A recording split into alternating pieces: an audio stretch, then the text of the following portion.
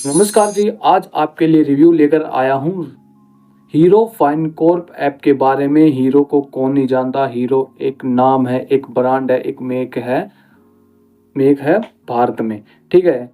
वैसे आपने हीरो की बाइक देखी होगी, हीरो के बहुत से टू व्हीलर फोर, है ना। तो आज यह कंपनी जो हमें लोन भी प्रोवाइड कराती है, अगर आपको इस ऐप से लोन चाहिए तो इसके बारे में बात करेंगे कि आप इस ऐप से आपको कितने रुपए का लोन मिल सकता है, इसके लिए क्या क्या एलिजिबिलिटी है, आपको किस तरीके से लोन मिलेगा। ठीक है। जो हीरो फाइनकॉर्प लोन ऐप की शुरुआत है वह हुई थी 31 जनवरी 2019 को शुरू हुई थी। यह मार्केट में आया था, इसने अपना ऐप लॉन्च किया था जिससे कि लोगों को यह लोन प्रोवाइड करा सके। ठीक है। इसमें आपको लोन अमाउंट कितने रुपए तक का मिल सकता है। इसमें आपको लोन अमाउंट मिल सकता है 50,000 से लेकर 5 लाख तक का लोन इसमें आपको आसानी से मिल जाएगा। ठीक है। और इसके इंटरेस्ट रेट की बात करें तो इस पर इंटरेस्ट रेट है 19% से लेकर 45% तक। वो डिपेंड करेगा आपके सिविल स्कोर के बिहाफ पर, आपका सिविल स्कोर कैसा है उसी के बिहाफ पर आप पर इंटरेस्ट रेट लगेगा। ठीक है। और इसकी रीपेमेंट टर्म की बात करेंगे, इसका जो पे करने का टाइम है वो कितना रहता है। जो आप लोन लेते हो उसका टाइम रहता है 1 साल से लेकर 3 साल तक का इसका टाइम रहता है, यानी कि 12 महीने से लेकर 36 महीने के अंदर आप इसका जो लोन है उसको रीपेमेंट कर सकते हो। ठीक है। और अब बात कर रहे हैं इसके लिए डॉक्यूमेंट क्या क्या चाहिए। इसके लिए हीरो फाइनकॉर्प लोन ऐप के लिए डॉक्यूमेंट होने चाहिए आपके पास। एक पैन कार्ड होना चाहिए और एक आधार कार्ड होना चाहिए और एक इनकम प्रूफ भी मांगता है जिससे कि आप इसका रीपेमेंट कर सको, इसलिए वह इनकम प्रूफ मांगता है।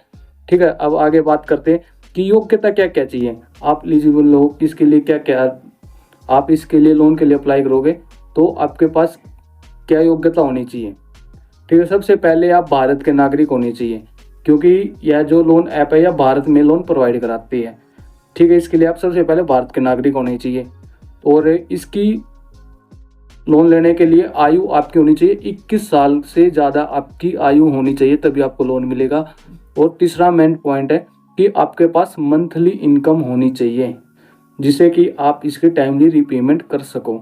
ठीक है। आपको सैलरी हो या फिर बिजनेस हो जिससे आपको मंथली इनकम आती हो। ठीक है। अब बात करते हैं कि जो हीरो फाइनकॉर्प है इससे लोन लेने के क्या फ़ायदे हैं, यह ऐप क्या कहते हैं कि इससे आपको क्या फ़ायदे होंगे। ठीक है। यह जो ऐप है यह एक लोन ऐप है जो कि डिजिटल है, यानी कि आपको ऑनलाइन ही लोन मिल जाएगा। ठीक है। इसमें आपको पेपर वर्क कुछ नहीं रहेगा, इसमें आपको जल्दी से लोन मिल जाएगा। ठीक है। और इसमें क्या होगी, आप इस लोन को ईएमआई के जरिए चुका सकते हो, यानी कि आपने लोन लिया 1 लाख का, ठीक है, 1 साल के लिए लिया है तो उसमें आपको 9,000 कुछ की ईएमआई बनेगी। आप हर मंथ उसको पे कर सकते हो जिसके जरिए आपको लोन पेमेंट कर सकते हो, आप पर ज़्यादा बोझ नहीं पड़ेगा। ठीक है। आप कंपेयर कर लेते हैं कि 3 ऐपों का कंपेयर कर लेते हैं हम इसमें। एक तो हीरो फाइनकॉर्प हो गया, ठीक है, दूसरा मनीव्यू ले लेते हैं और तीसरा लेते हैं क्रेडिट भी जो हमें लोन प्रोवाइड कराती है। और अगर इनकी इंटरेस्ट रेट की बात करें तो किसका कम है किसका ज़्यादा है। ठीक है। जो हीरो फाइनकॉर्प लोन ऐप है इसका कम से कम इंटरेस्ट रेट रहता 19% है। ठीक है। और जो मनीव्यू है उसका रहता है 14% और क्रेडिट भी का रहता है 12%। ठीक है। और कितने रुपए तक का लोन प्रोवाइड कराते हैं, जो हीरो फाइनकॉर्प है यह लोन कराता है मैक्सिमम 5 लाख का, मनीव्यू 10 लाख का और क्रेडिट भी 4 लाख का।